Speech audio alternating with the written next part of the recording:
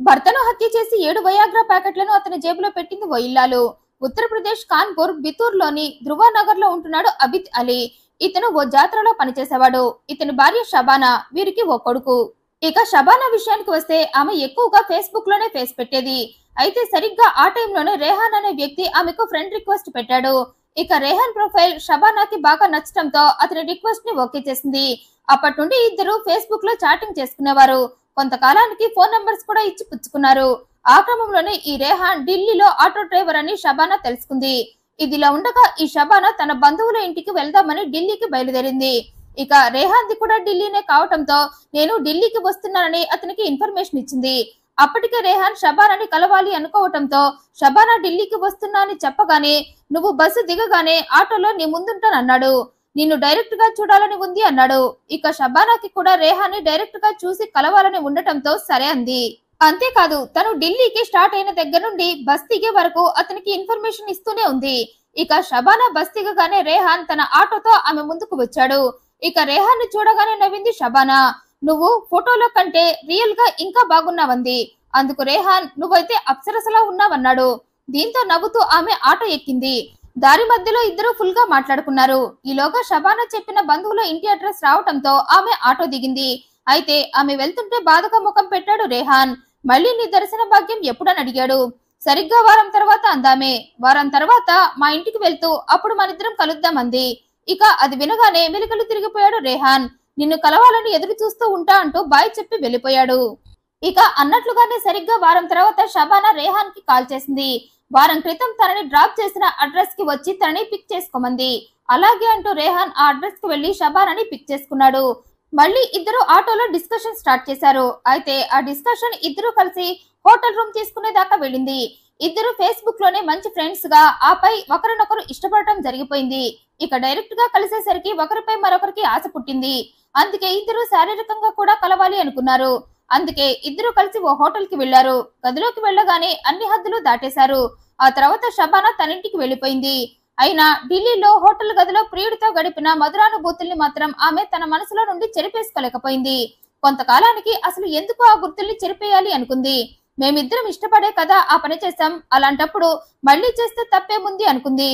ఇక అప్పటికే రేహాన్ కూడా షబానాని మళ్లీ శారీరకంగా కలవాలని పరితపించిపోతూ ఉండటంతో ప్రియురాలు మళ్లీ మనం కలుద్దామని మా ఇంటికి రా అని చెప్పగానే నీ పిలుపు కోసమే వెయిట్ చేస్తున్నా డార్లింగ్, ఎప్పుడు రావాలో చెప్పు అన్నాడు. దానికి షబానా నా భర్త జాతర పని మీద వెళ్తే 2-3 డేస్ దాకా రాడు, ఆ టైంలో నిన్ను పిలుస్తా అంది. వెయిట్ చేస్తా అన్నాడు ప్రియుడు. కట్ చేస్తే ఓ 10 డేస్ తర్వాత మళ్లీ షబానా దగ్గర నుండి కాల్. నా భర్త జాతర పనికి వెళ్ళాడు, నువ్వు రా అంది. ఇక అది వినగానే పూల షర్టు మార్చుకున్నాడు ప్రియుడు. వెంటనే ఆ ఊరికి బయలుదేరిపోయాడు. అర్ధరాత్రికి ఆమె ఇంటికి చేరాడు. ఆ టైంలో షబానా కొడుకు నిద్రపోతూ ఉండటంతో ఆ రాత్రంతా ప్రియుడితో హ్యాపీగా గడిపేసిందామె. ఉదయాన్నే ప్రియుణ్ణి బయటికి పంపి బాబుని స్కూల్ కి పంపి మళ్లీ ప్రియుణ్ణి ఇంటికి పిలిపించుకొని గడిపింది.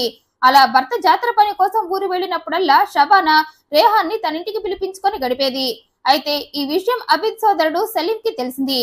అబిద్ ఊరెళ్ళినప్పుడు రేహాన్ అనే వ్యక్తి అబిద్ ఇంటికి వచ్చి వెళ్తున్నాడని తెలిసి ఆ విషయాన్ని అతను అబిద్ కి చెప్పాడు. ఇక అప్పటికే అబిద్ కి కూడా భార్యపై అనుమానం వస్తూ ఉంది. ఆమె ప్రవర్తనలో అప్పటికే చాలా తేడా కనిపించింది అతనికి. ఇక సలీం ద్వారా ఆ విషయం తెలుసుకున్నాక అది నిజమా కాదా అని కన్ఫర్మ్ చేసుకుందామని భార్య ఫోన్ ని చెక్ చేశాడు భర్త. దీంతో అతనికి సీన్ మొత్తం అర్థమైంది, భార్య తప్పు చేస్తుందని. దీంతో అబిద్ భార్యతో గొడవ పడ్డాడు. నువ్వు రేహాన్ తో మాట్లాడటానికి వీల్లేదన్నాడు. అయితే ఆ మాటలు షబీనా అంగీకరించలేదు. బదులుగా రేహాన్ తో మాట్లాడొద్దని అంటున్న భర్తను చంపి అతని మాటలకు ఫుల్ స్టాప్ పెట్టాలి అనుకుంది. అందుకోసం ప్రియుడి హెల్ప్ అడిగింది.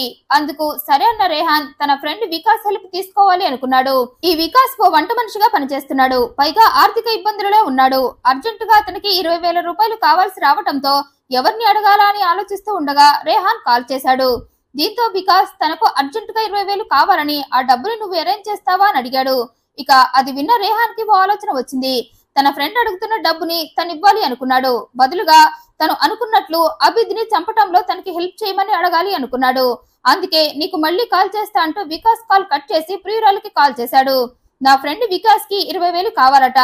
ఆ డబ్బు మనం ఇవ్వగలిగితే నీ భర్తను చంపటంలో అతను మనకు హెల్ప్ చేస్తాడని చెప్పాడు. దీంతో షబానా అందుకు ఒప్పుకుంది. వెంటనే తన అకౌంట్ లో నుండి రేహాన్ అకౌంట్ కి 20,000 రూపాయలు ట్రాన్స్ఫర్ చేసింది.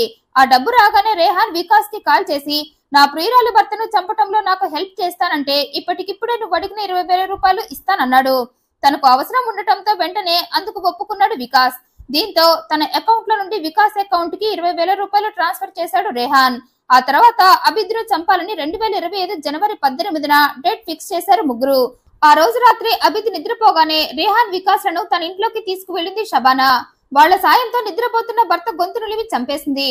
ఇక అక్కడితో ఆగిందా అంటే ఆ హత్య తన మీదకు రాకుండా ఉండాలని ముందుగానే ప్లాన్ చేసుకుని కొనిపెట్టుకున్న 7 వయాగ్రా టాబ్లెట్ ప్యాకెట్స్ ని భర్త జేబులో పెట్టింది. మరో ప్యాకెట్ తన దగ్గరే ఉంచుకొని ఫ్రెండ్ ని బయటికి పంపి భర్తను చంపిన ఆనందంతో ప్రియుడికి టాబ్లెట్ వేసి అతనితో గడిపింది.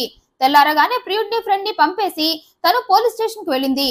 నా భర్తకు శృంగారం అంటే పిచ్చిసారని, ఇక ఆ పిచ్చితోనే ఎక్కువగా వయాగ్రా టాబ్లెట్స్ ని అధిక మోతాదులో వేసుకుని చనిపోయాడని చెప్పింది. ఇక అది విన్న పోలీసులు వెంటనే షబానా ఇంటికి చేరుకున్నారు. అబిద్ శవాన్ని హ్యాండ్ ఓవర్ చేసుకుని అతని ప్యాంటు జేబులో చూడగా అందులో వారికి 7 వయాగ్రా ప్యాకెట్లు దొరికాయి. ఇక అది చూసిన పోలీసులు షబానా చెప్పిందంతా నిజమే అనుకున్నారు. పైగా షబానా యాక్టింగ్ లో ఆస్కార్ అవార్డు తీసుకోవాలి అనుకుంది మరి. అందుకే యాక్టింగ్ లో జీవించేసింది. ఇక పోలీసులు సైతం షబానా యాక్టింగ్ చూసి నమ్మేశారు. ఆమె కన్నీటిని చూసి ఆమెపై సానుభూతి కూడా చూపించారు.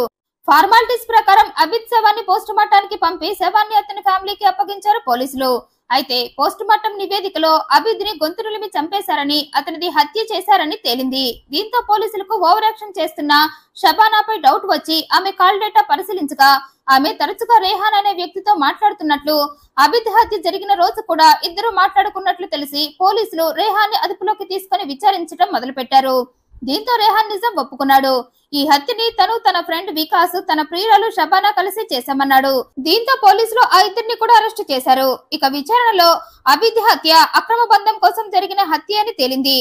అబిద్ తమ అక్రమ బంధానికి అడ్డొస్తున్నాడని అతన్ని చంపి నేరం తమ మీదకు రాకుండా ఉండాలని అతని జేబులో వయాగ్రా ప్యాకెట్లు పెట్టి వాటి డోసు ఎక్కువ అవ్వటం వల్లే అబిద్ చనిపోయినట్లుగా నమ్మించే ప్రయత్నం చేశామన్నారు ఇద్దరు. హత్యలు చేసి వాటి నుండి తప్పించుకోవడానికి రకరకాల కొత్త మార్గాలు వెతుక్కుంటున్నారు కానీ హత్యలు చేయటం మాత్రం ఆపటం లేదు.